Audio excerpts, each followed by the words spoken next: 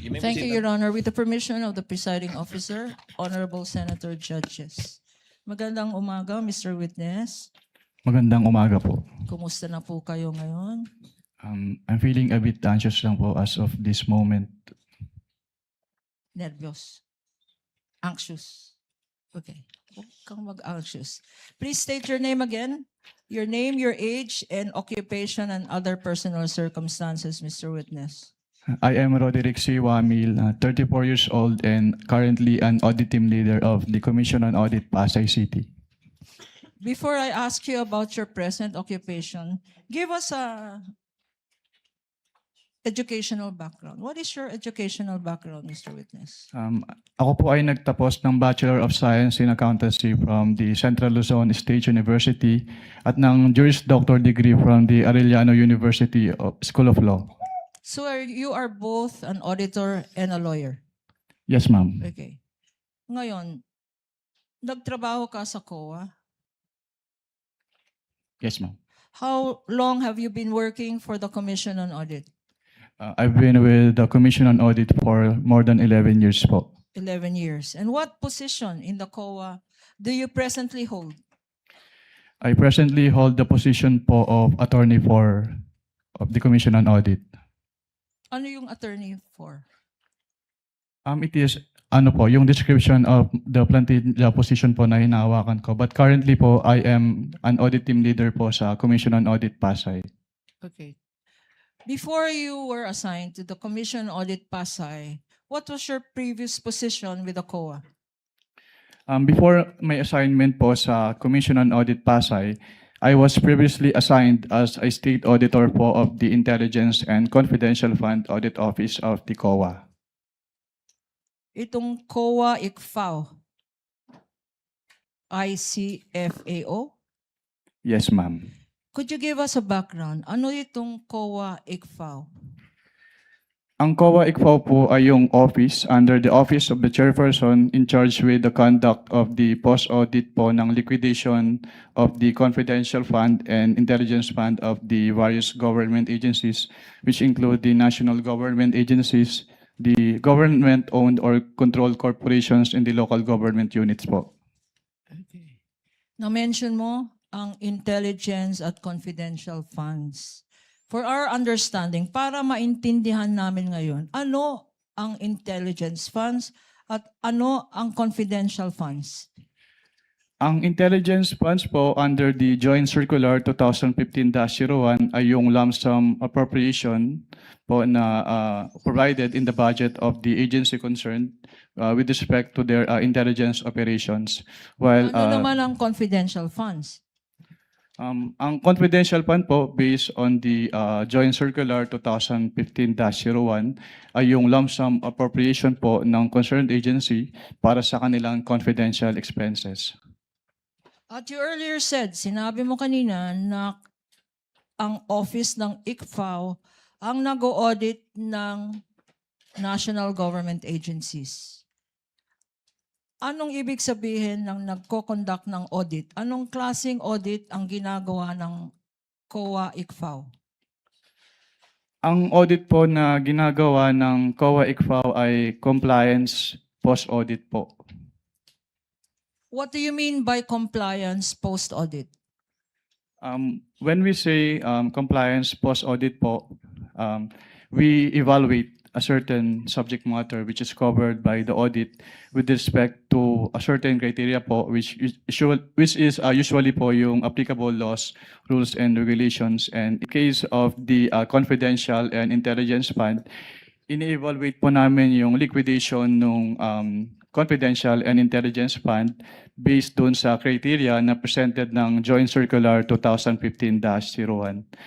At pag sinabi naman pong post-audit, ginagawa po namin yung audit after the fact of the disbursement. So, ini-evaluate po namin kung yung disbursements ay properly supported with complete documents as required by the applicable rules and regulations. And if yung disbursements po ay hindi illegal, hindi irregular, or hindi improper. At sa pag-conduct na sinabi mong post-audit, ano ang basihan ng ginagamit natin?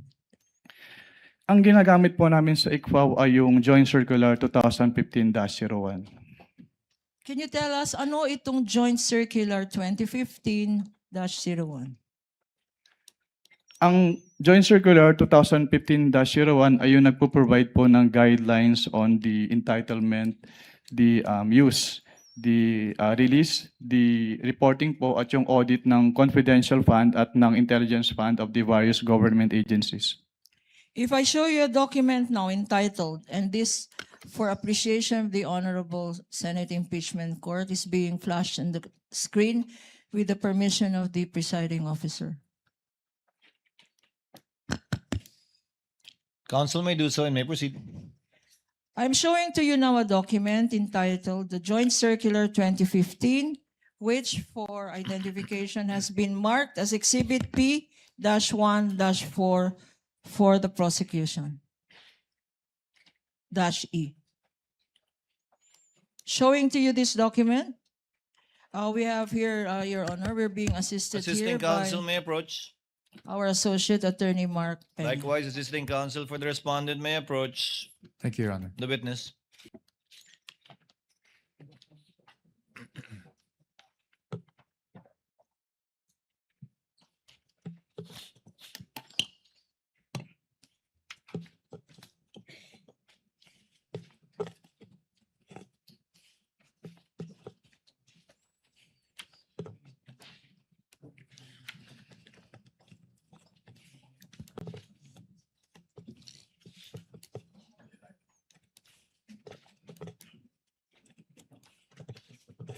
Nasabi na niya.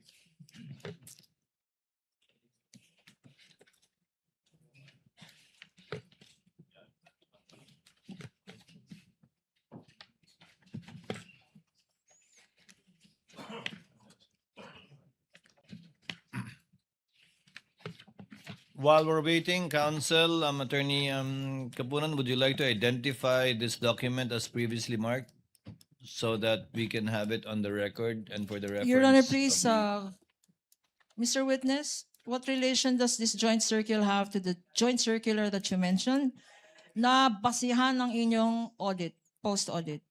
Ito po yung same joint circular po na basehan po ng aming audit sa ICFAO.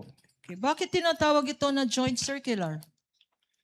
Tinatawag po itong joint circular dahil ito po ay resulta ng joint efforts ng Commission on Audit, ng Department of Interior and Local Government, ng Department of the Budget and Management, ng Department of the National Defense at ng Governance Commission for GOCCs. So ito ay 5 government agencies, tama? And since when naging basihan ito ng mga post-audit ng national government agencies? Naging basehan po ito ng audit ng ICFAO sa confidential and intelligence funds ng various government agencies noong January 8, 2015 rather, nung na-approve po ito. Mr. Witness, ikaw ay familiar sa joint circular na to.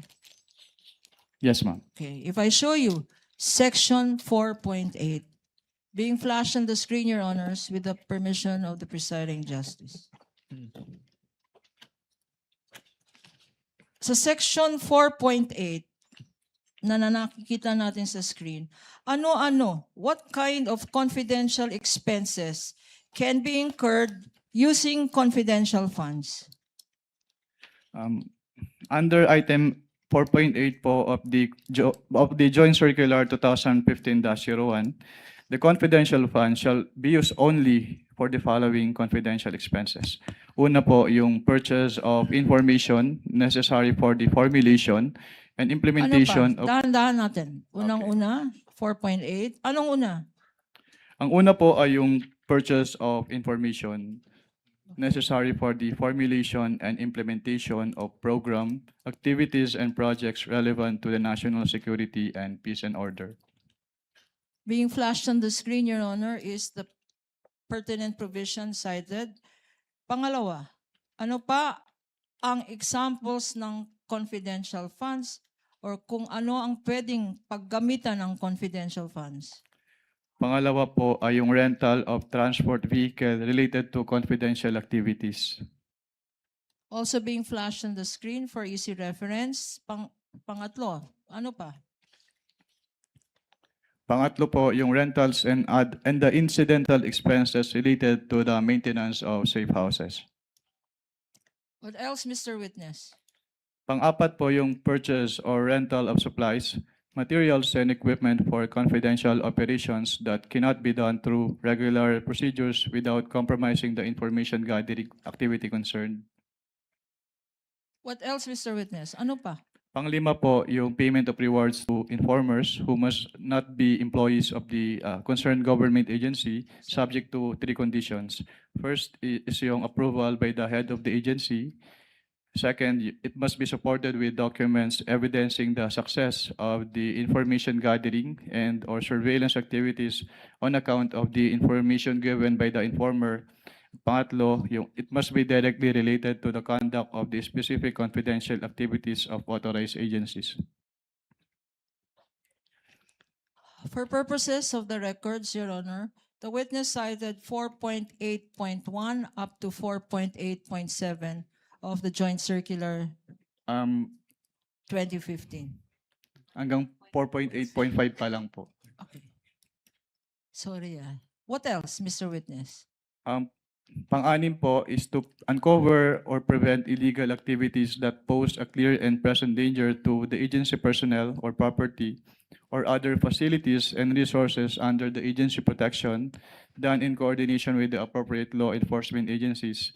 And last po, yung others that may be authorized by the GAA or other special laws. Okay.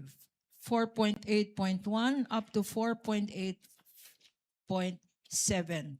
Up ang refer po ng ating witness of Section 4.8 of the Joint Circular. Base rin sa Joint Circular na to, ano naman kung merong mga pwede, ano naman ang mga hindi pwede, yung mga bawal na confidential, alleged confidential expenses. Under 4.11 po, may specific expenses po na enumerate na hindi pwedeng paggamitan ng confidential fund.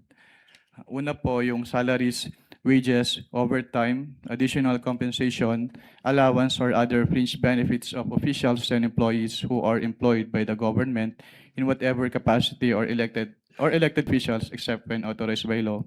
Pangalawa, yung representation, consultative fees or entertainment expenses. At pangatlo, yung construction or acquisition of buildings or housing structures. For the record, Your Honor, reference is made to 4.11.1 up to 0.2 and as well as 0.3. Mr. Witness, sa pag-interpret, when you interpret these regulations and this joint circular and sections that you mentioned,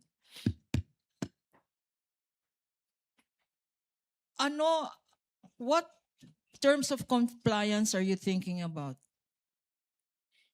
Ito ba ay substantial compliance or strict compliance? Strict compliance po, Madam. Bakit, Mr. Witness? Why do you follow strict compliance instead of substantial compliance? We follow po strict compliance since what is involved po ay public funds. So dapat strict yung accounting and auditing rules to prevent yung misuse ng fund. At and this is expressly stated in the joint circular. What you said, strict compliance. Yes, ma'am. Okay.